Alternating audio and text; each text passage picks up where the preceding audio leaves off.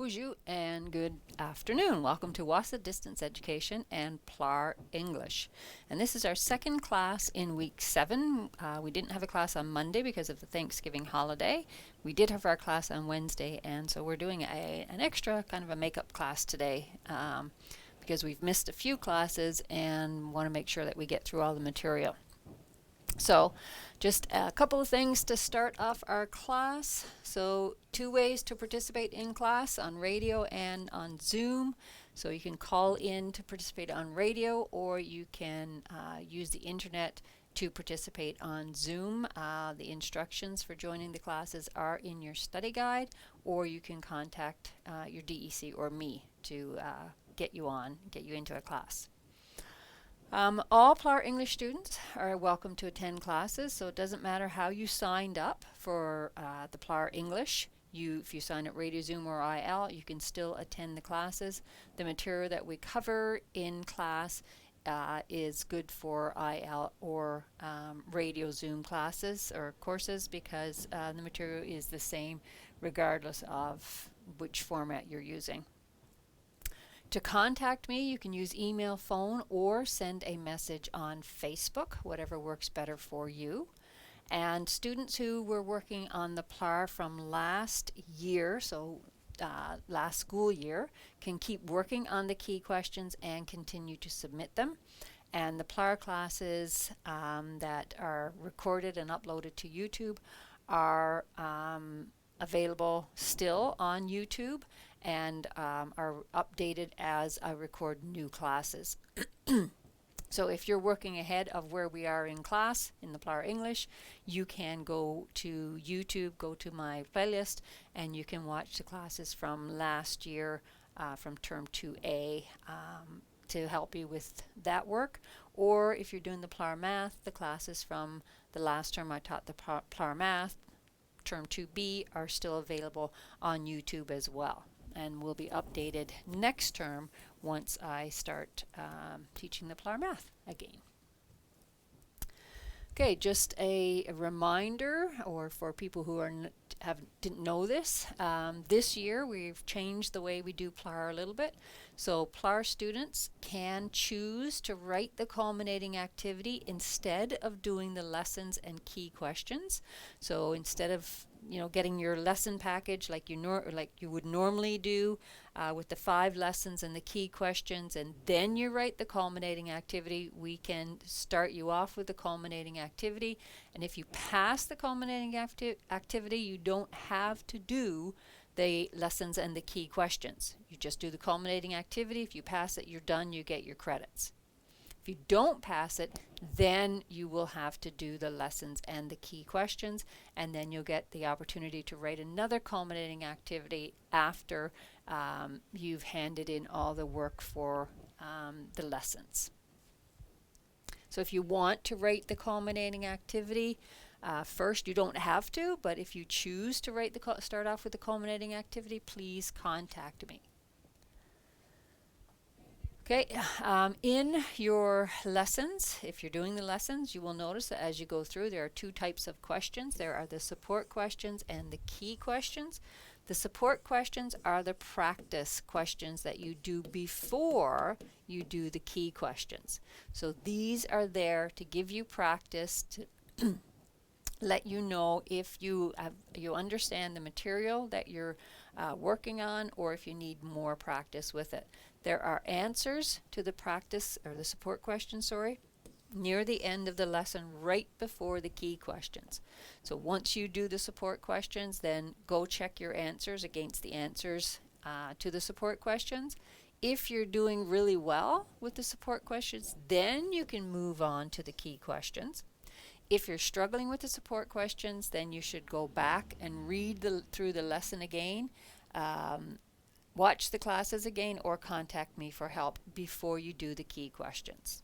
Okay, so the key questions are the questions that you get marks for, and so these are the ones that you submit to me for marking. Now, if you submit them to me for marking before you do the support questions and you end up making a lot of mistakes, I'm just going to send them back to you, mark it, send it back, and say, please make corrections and resubmit.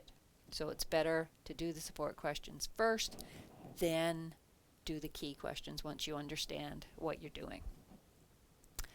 Okay, for submitting your work, there are several ways of doing that. So the first way is to give it to your DEC, and then your DEC will send it out to us here in Sioux Lookout. If you don't have a DEC or your learning center is closed, then you can submit your own work. You can scan and email your work to studentwork@nnec.on.ca and make sure you CC it to me. Or if you have access to a fax machine, you can fax your work to us. If you are submitting your own work, be sure to write your name on your work. Okay, you should write your name, the course that you're doing, and your teacher's name. Okay, if you don't know or you're not sure of your teacher's name, make sure your name and your course is on there for sure. That way we can get it to the appropriate teacher. So please include that information. If you don't have access to a scanner or a fax machine, then you can use your smartphone, and you can either take photos of your work with your smartphone or use the built-in scanner on your phone to scan your work. And then you can either email it to that same address, studentwork@nnec.on.ca, and CC it to me, or you can send your scan or your photos using Facebook Messenger. You can also, if you are in Sioux Lookout, you're coming to Sioux Lookout, you can use our outdoor mailbox, which is located on at the side of the building in the WASA parking lot facing the post office. Or you can just knock on the door and give it to whoever answers the door. You can also use Google Docs to do your work, and then you can send me the link so that I can access your work. Make sure that you make your link shareable and the document shareable. Otherwise, when I try to open it, I'll get a message, an error message that says you need to be granted access or something like that. So make sure it is shareable. You can also use Google Classroom to complete and submit your work if you want to go paperless, if you want to do it electronically. Okay, so that brings us now to the review of what we did in our class on Wednesday. So on Wednesday in class, we talked about different types of sentence errors. And we talked about different types of sentence errors because when we write, we want to make sure that people understand what it is we're trying to communicate. That's the whole purpose of writing, is to communicate something. So when we're writing, we need to make sure that we are communicating effectively. There are some very common sentence errors that people make, which we need to be aware of them. So mispunctuating is one sentence error. So using the wrong punctuation can make your message confusing.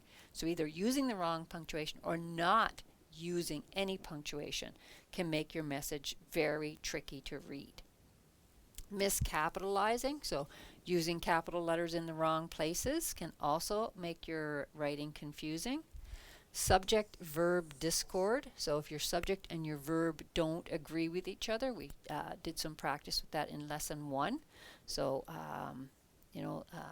using a singular subject with a plural verb, so the boy are in his room. Okay, should be the boy is in his room. So making sure that the verb and the subject agree. Misspellings in your sentences can make it very hard to understand what you're saying. And then we focused on sentence fragments, which is looks like a sentence, might have punctuation in it, but it's not complete. It doesn't make sense by itself. And a lot of sentence fragments occur when answering questions. And that's why I put in your assignments, your key questions, please use complete sentences. So make sure your sentences are complete. And then we talked about run-on sentences, and a comma splice is a type of run-on sentence. Run-on sentences are sentences that in most cases have the wrong punctuation or no punctuation in the sentence at all. Okay, so sentence fragments.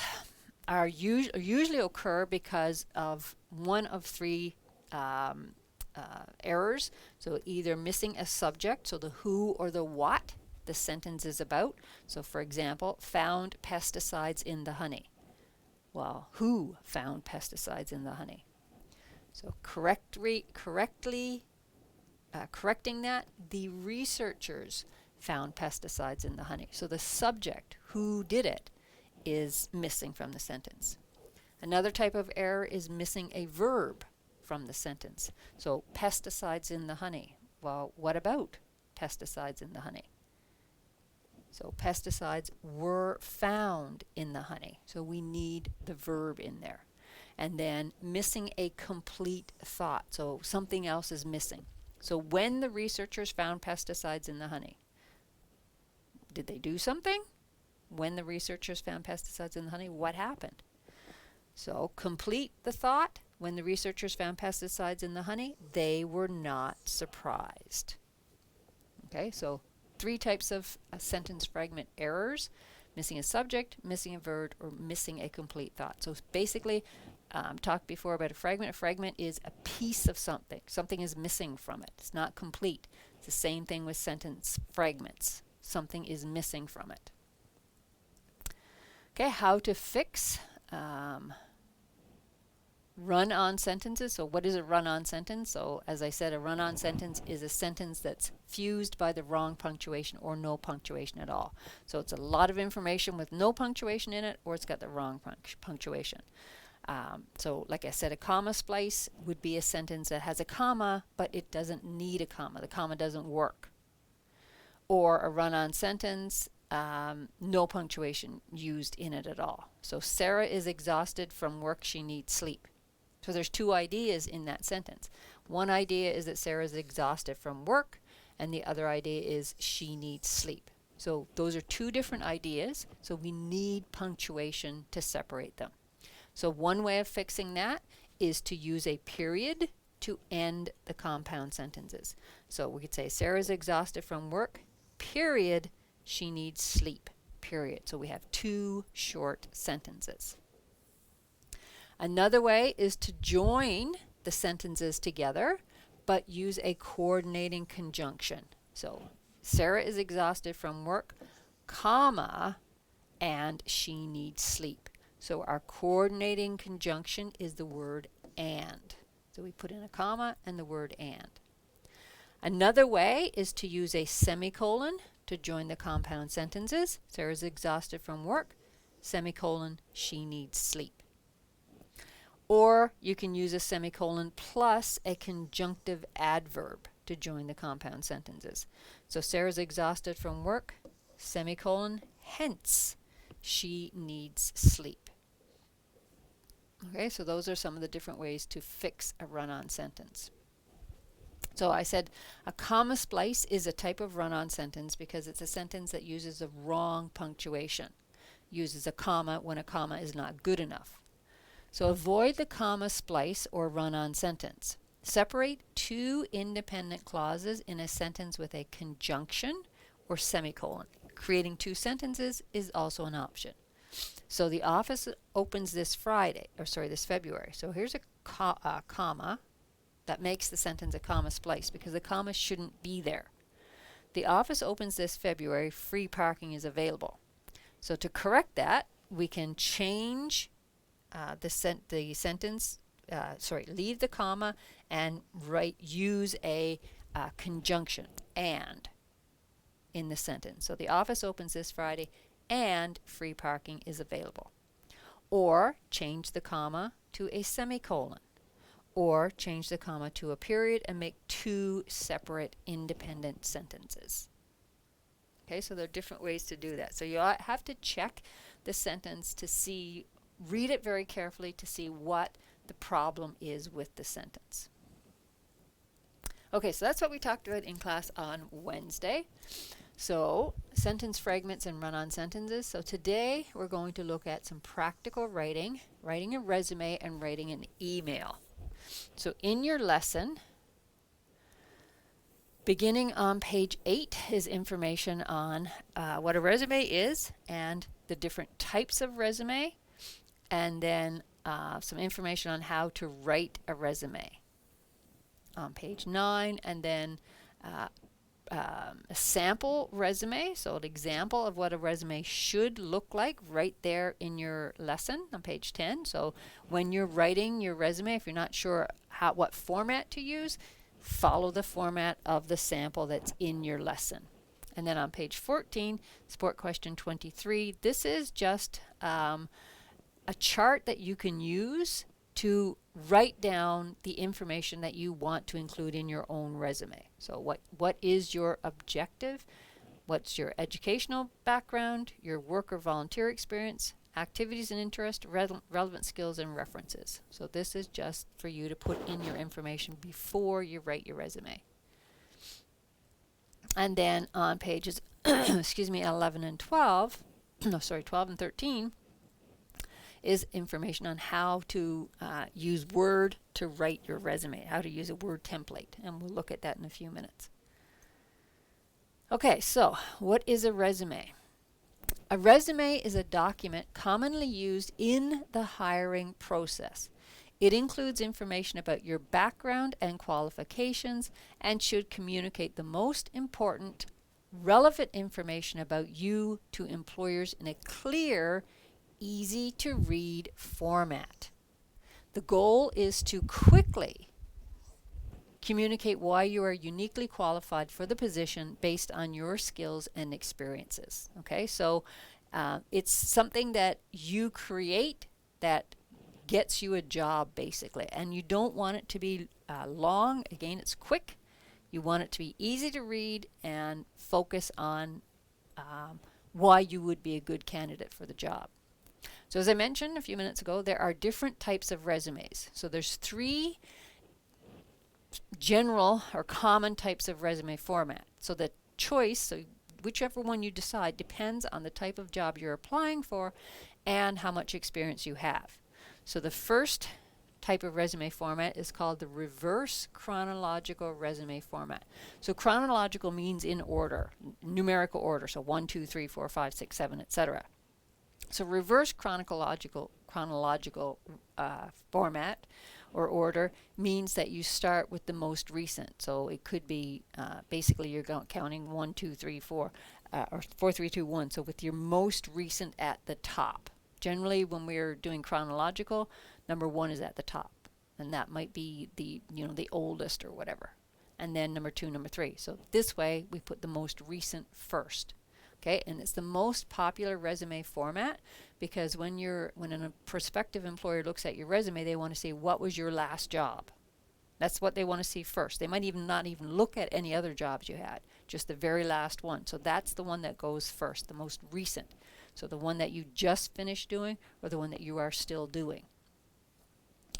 So then we have a functional, and this is for people with plenty of work experience that's relevant to the position they're interested in. So lots of work experience in the job that you are trying to get, so something similar.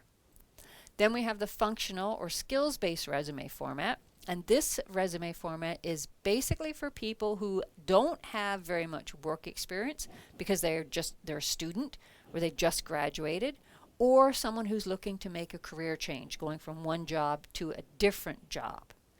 The skills-based resume is the best one. And then there's number 3, which is a combination resume format. And this is for job seekers with a very diverse skill set. So this is for someone who has a lot of different experience in a lot of different fields. Okay, so for example, you're applying for senior management role and the requirements are expertise in management, sales, and software development. So 3 different areas.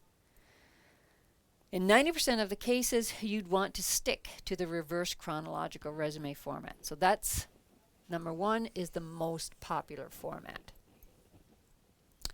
So what's the best resume layout? The first thing a job recruiter notices about any resume is the layout. How does it look on paper? Does it look organized or does it look cluttered? Is it too short or too long? Is it boring and easy to ignore or does it scream read me? So here are some of the best practices. for your resume layout. So first of all, it should be no more than 1 page in length. So try to keep everything on 1 page.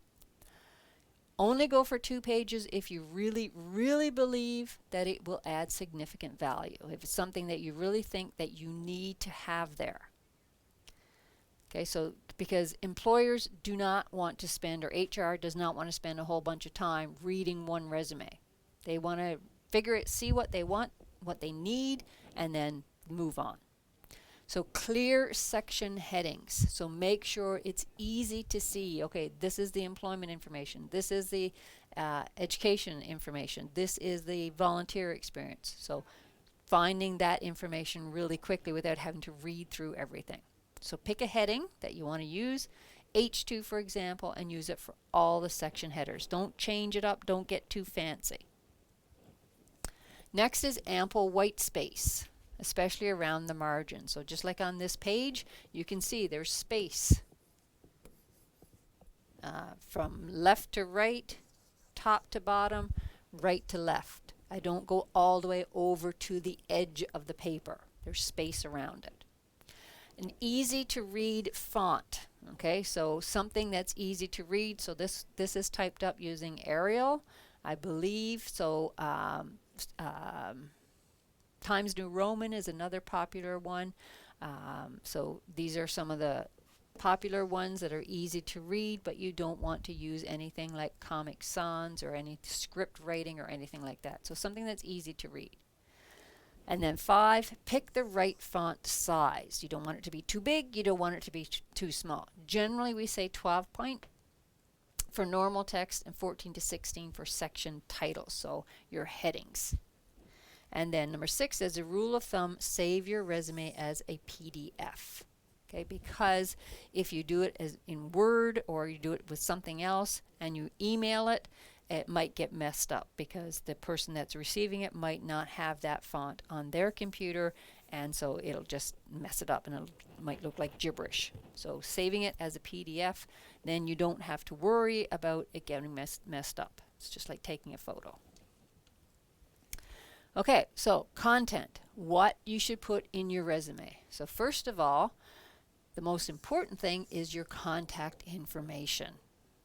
Okay, you need that. Otherwise, they might love you as a prospective employer. They might love everything that you've put down there, but they don't know how to get in touch with you. So that's the most important thing. A professional resume summary or objective. Work experience. They want to know what jobs you've done and achievements.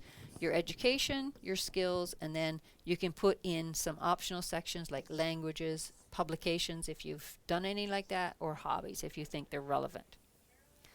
So contact information, as I mentioned. The most critical section in your resume is the contact information. Even if you get everything else right, you're not going to go far if the HR manager can't get in touch with you because you misspelled your email, for example. Make sure to double check and even triple check your contact information section and make sure everything is correct and up to date.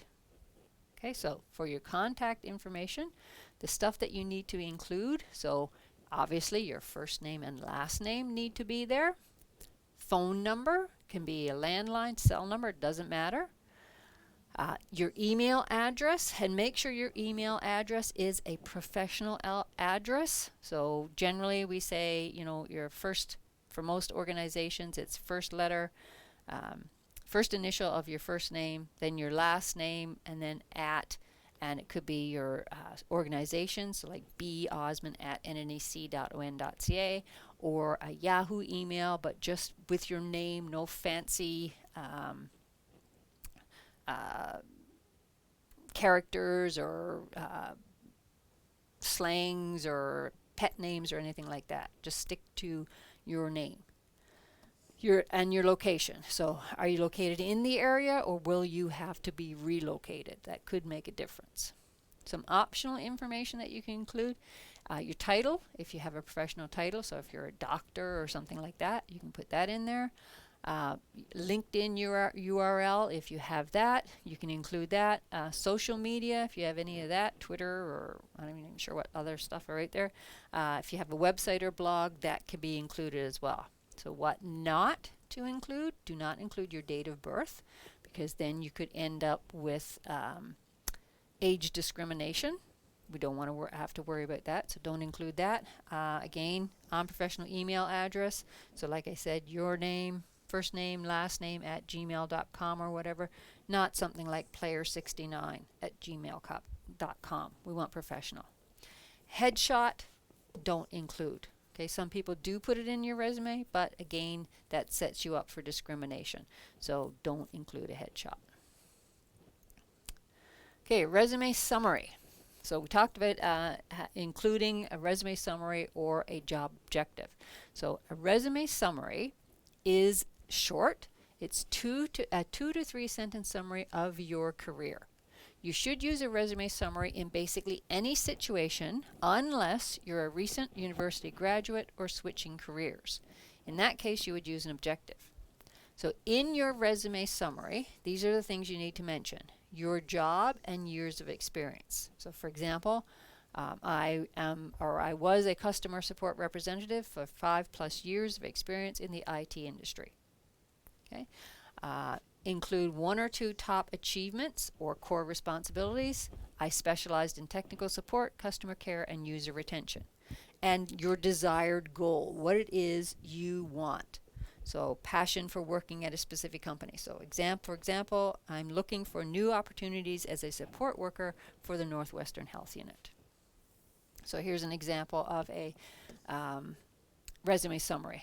A rigorous, task-driven professional with substantial experience in, this is the experience in data entry, customer service, office management, and reception duties. So all the different things that you've done.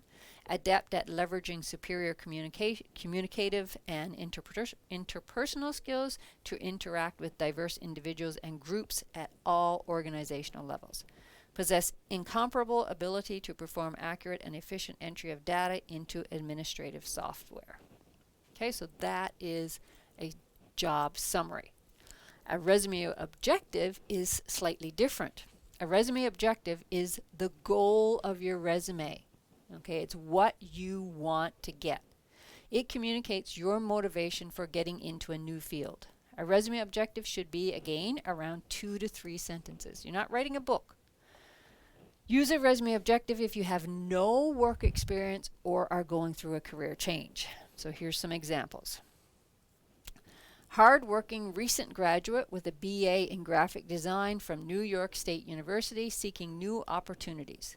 3+ years of practical experience working with Adobe Illustrator and Photoshop, creating illustrations and designing UX UI. Looking to grow as a designer as well as perfect my art at the XYZ Design Studio.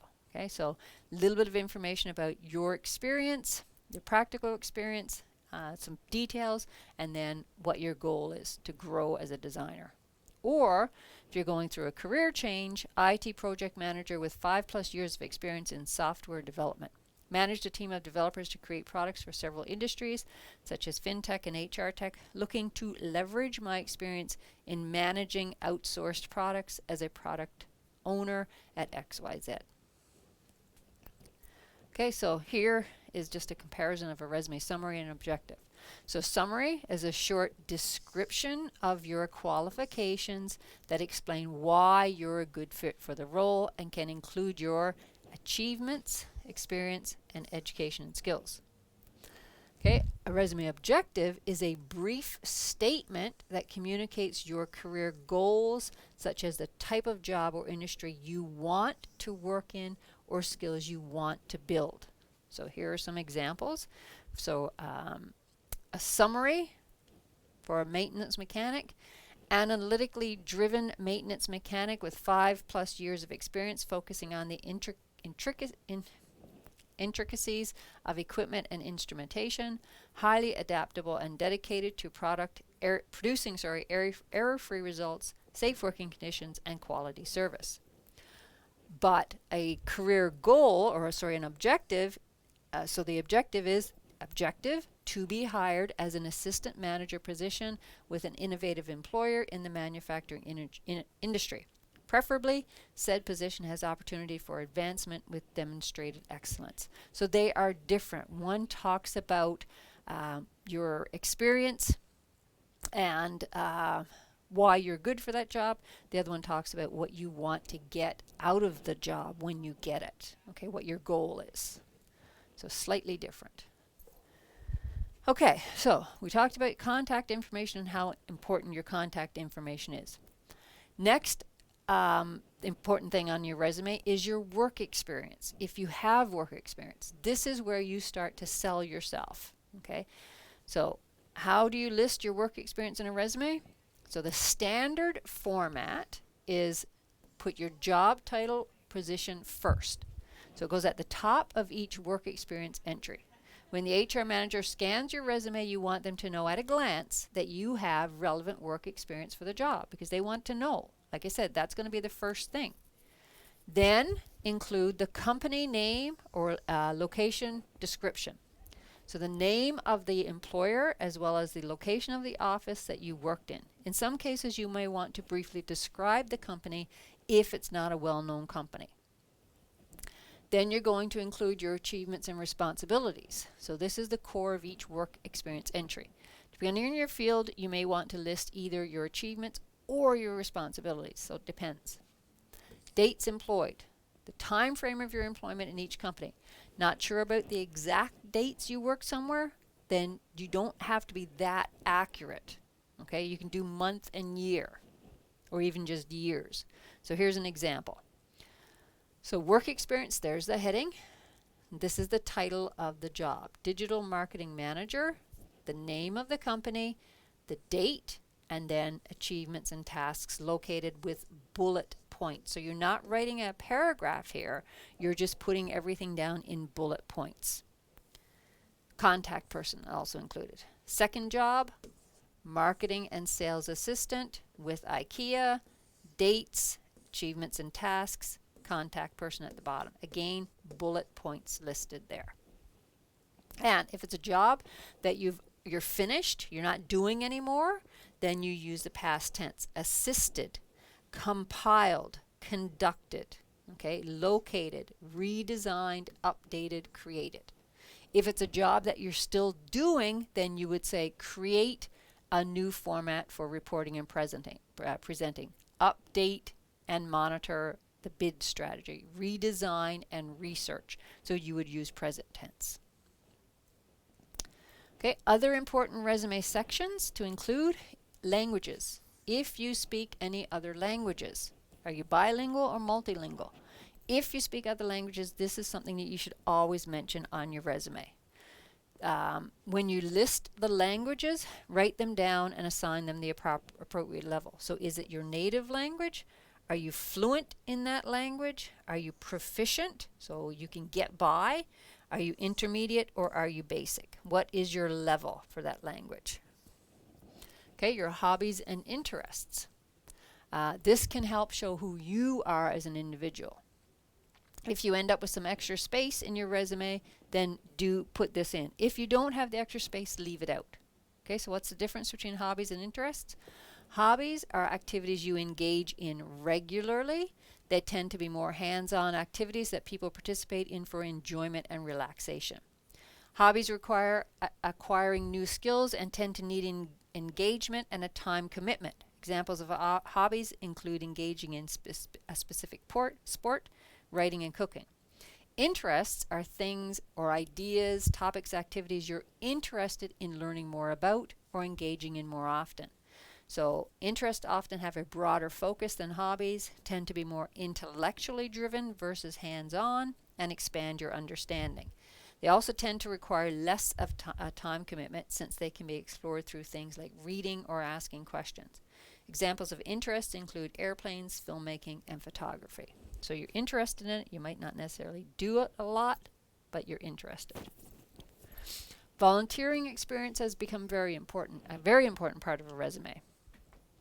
So if you have voluntary experience, then it's very important to include it in your resume, because it leaves the impression that you are a devoted, loyal employee. You're willing to do something for nothing. You're willing to do something if it's going to help someone. Several studies show that you can boost your chances of getting hired simply by listing your volunteering experience.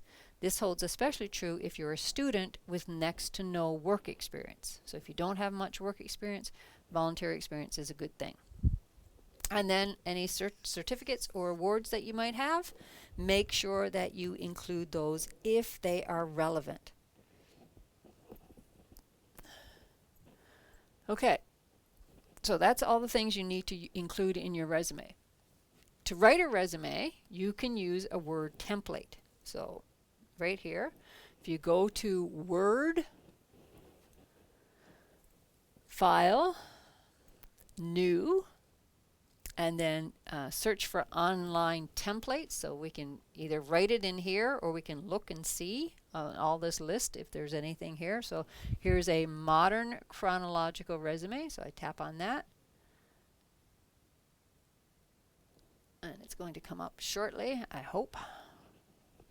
Okay, so this I can look at and say, okay, I like that format. I'm not going to put a picture in there, but that's okay. Or if I, and then I'll hit create if I want to use that one. If I don't want to use that one, I can check out the next one. So here's a different one. That's a cover letter. We don't want a cover letter. Okay, so I'm not happy with any of those, so I'm going to type in resume, or you can call it a CV. Hit enter, and it will bring up a whole bunch of different resume formats. Then you pick the one you want. So I'm going to choose this one, create. Here we go, and now all I have to do is basically type over what's there. So first name, Bonnie, oops, last name, O-S-M-O-N-D, and then I can put in my address and my phone number here, and again I just have to type over it. So it tells you here to replace a text with your own. Just click it and start typing. Briefly state your career objective or summarize what makes you stand out. Use language from the job description as keywords. So it tells you what to include in here. So if you use this one, it will help you write it. Okay. Experience, dates from to, job title, company. Describe your responsibilities and achievements in terms of impacts and results. Use examples, but keep it short. So, and if you only had one job, then you can just delete the other one. Same thing for education. If you only went to one high school, you can delete the second one. Okay, and then just fill it in. That's all you have to do if you're using a template. Okay, here is another example of how to of a resume. So your name in big letters, that's the biggest thing on the page, is going to be your letter, all of your contact information there. Then your professional summary or your job objective, work history, skills, education, certificates. Okay, include anything that you think is relevant. So then, key question 13, you're going to create and submit a resume for yourself. Okay, and your resume must be typed, so you have to use a computer. So you could follow the sample that's in your lesson, or you can use a Word template to do it. Okay, so that brings us to our second type of practical writing, which is writing a professional email. So in your lesson on pages 14, 15, you will find information about how to write a professional email. And then on pages 16, page 16, sorry, there's an example of a bad email. So identify the mistakes in the sample email, so circle them, and then check your answers at the end. And then the next page is a good workplace example, so writing for work, and then there's a good school example, so writing an email for work, or school, sorry. Okay, so what is a formal email? A formal email, is typically sent to someone you don't know well or someone who's in authority. It has a very defined structure with a definite salutation. So the salutation is the opening, how you start your letter, a signature section, opening sentence, and a body. Avoid using abbreviations, contractions, slang, emoticons, and other informal terminology in a formal email. So a formal email would go to, your boss, a prospective employer, someone you don't know well. The tone of a formal email is different as well. A formal email always uses complete sentences and proper grammar. This is very important. It's not an email you're sending to a friend, remember. So you want to be clear. Formal email language. An example would be, the meeting is scheduled for December 5th at 9:30 a.m. All students must attend. Your project updates are needed. An informal email language, required meeting, December 5th, 9:30 a.m. Updates needed. See you there. Very different tone. Both statements have the same information. December 5th at 9:30 a.m. December 5th, 9:30 a.m. Required meeting, updates needed. Project updates are needed. See you there. Okay? Same information, just a very different way of saying it. So writing a formal email typically takes a bit more thought and a bit more time. Careful consideration needs to be given to each element. So first of all, your subject line. That's the first thing the recipient is going to see. The subject line is what the reader sees in their inbox. If the subject line is misleading or missing information, your email may not get read. It might even just be deleted right away. The more formal your email is, the more detailed your subject line should be. But beware of making your subject line too long, so keep it short. So example, required student meeting, December 5th, 9:30 a.m. Informal upcoming meeting. Doesn't tell you when or where or anything. First subject line is more informative and complete. The second one, we know it doesn't give us any information. The salutation, so this is the greeting, the way you address the person you're sending the email to.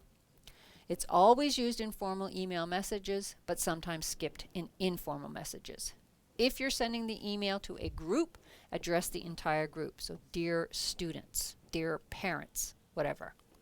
If you've got the person's name you want to send the email to, it's proper to use their name along with any title the person has. So dear Professor Smith. And we always start with dear. If you don't know the name of the person you're trying to reach, you should make every effort to discover that information. As a last resort, it's okay to address the email to the title of the person you hope to reach. So dear Human Resources Director.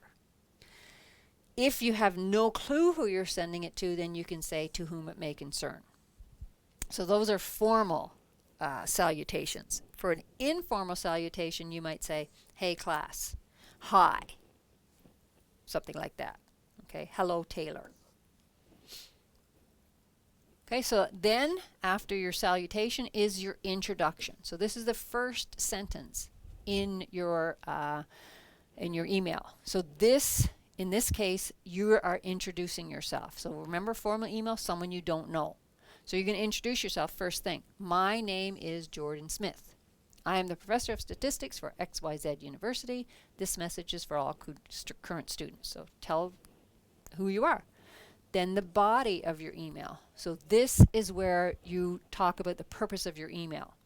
Although the body contains detailed information, it's important to write clearly and concisely. Remember, your reader isn't familiar with you and may not be familiar with your topic. You don't want your email recipient to misunderstand an important point. And then the closing, how you end a formal email, is important. Since the email closing is the last thing your recipient looks at, your email closing can leave a lasting impression. A good formal email closing also reminds the reader who you are, since it should include your full name, contact information, and title, if appropriate. If you can, use a professional signature template for added impact, and you'll find that in the email. So signature template, you have to go to new email, then once that opens, then to signatures, and then you can put in whatever you want in your signature. And then save it, and every time you send an email, that will appear. Okay, the most common way to start a formal email closing is with the word sincerely. It may be a common closing, but it's also safe. So, sincerely, Jordan Smith, professor of statistics, XYZ College, then put in your email address and your phone number. Your email font choice is also important when you're formatting. Same thing as when you're doing your resume. Make it something that's easy to read and something that's common so that when you send your email, it doesn't get messed up. Sending a formal email. Once you've written and formatted your formal email, you're almost ready to send your message. But before you do, review your email carefully. So check for spelling errors. That can leave a bad impression. Mistakes in somebody's name, typos, grammatical errors. Read it. Get somebody else to read it if you have to. Remember, a sloppy email full of mistakes makes a bad impression. You can also use ChatGPT to help with your email. If you're not sure, get something else to check it. Also, pay attention to the email address you're using to send your email if you want to be taken seriously. If you can get it, your email address for formal emails should be a variation of your name without any extra characters. So like I said, first name, last name, @ and then Yahoo, Gmail, whatever, .com, .ca, .org. This email address can be used for formal and professional emails. If you're a student or writing on behalf of an organization, it's a good idea to use the email provided by your educational institution or the organization you're representing. Okay. Differences between formal and informal emails. So for the greetings, a formal email, Dear Mr. Mrs. and their surname, or Dear Sir or Madam. Informal, you say hello or hi. You could use dear. Introduction of your email. Thank you for your letter, blah, blah, blah. Many thanks. I'm writing to request. Informal, thanks for your letter. Thanks for writing to me. Great to hear from you. How are things with you, etc. Your closing. I look forward to meeting you. I hope to hear from you at your earliest convenience.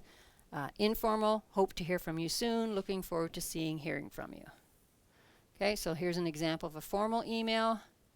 Dear Mr. Thompson, conventional grammar, formal greeting with the title and the surname. I am writing to inform you that I will be able to make our appointment tomorrow morning. Unfortunately, will not be able to. I will be unable to, Unfortunately, a situation has arisen and I need to take care of it. I sincerely apologize and hope that this is not too great of an inconvenience for you. Sincerely, David Wills. So formal transitions, formal sign-off, very specific language, very polite. An informal email, casual greeting. Hey, Bob, just letting you know I can't make our meeting tomorrow. I've got some things to take care of that I can't put off. Hope that's not a problem, mate. See you then, David. Okay, so very different messages being conveyed there. Okay, so that brings us to key question 14, in which you will write a formal email. So you have a choice. You can write an email to a teacher, basically to me, requesting an extension on an assignment. You can write an email to your boss or supervisor. Again, it's going to be me, asking for some time off to go for a wedding, medical appointment, or whatever. Or you can write an email to a prospective employer to inquire about job opportunities. Okay, you're actually going to be sending your email to me. Okay, you're not going to write this up, print this on line paper or whatever. It's going to be an actual email that is coming to me. Okay, if you have any questions, you can contact me. Other than that, try to finish up those 2 key questions, and next week we will be starting on lesson 4. So get lessons 1, 2, and 3 out of the way. Other than that, enjoy the rest of your day and have a great weekend. Miigwech.